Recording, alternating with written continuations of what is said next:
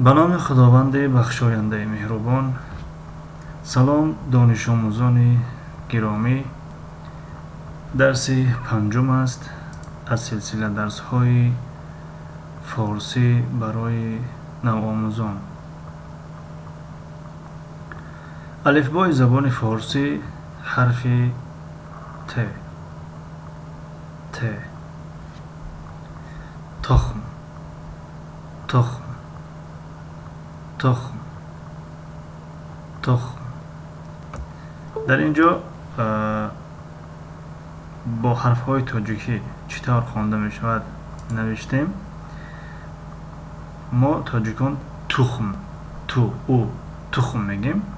یعنی در فارسی تخم نه، بلکه بین آ و او تخم، تخم، تخم، تخم. بین آ و او تخم.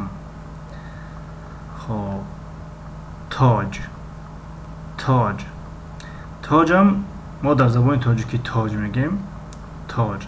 لیکن در فارسی تاج، تاج، تاج. تاج پورا هم نیست و تاج هم نیست.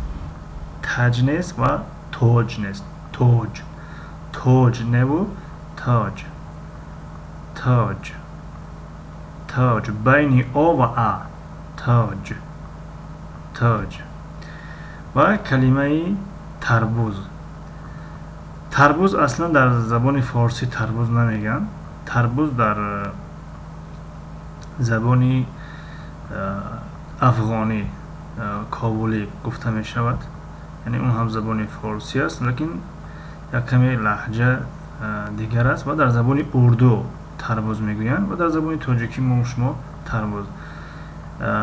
چرا ما تربوز آوردیم؟ چون که با حرف ت در ابتدا فکر کردیم که تربوز کلمه فارسی است.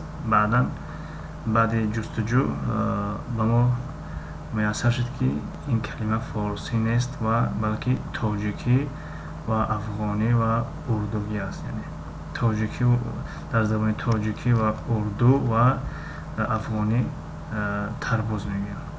لیکن در زبان فارسی چی میگن؟ در زبان فارسی هندوانه میگن. هندوانه.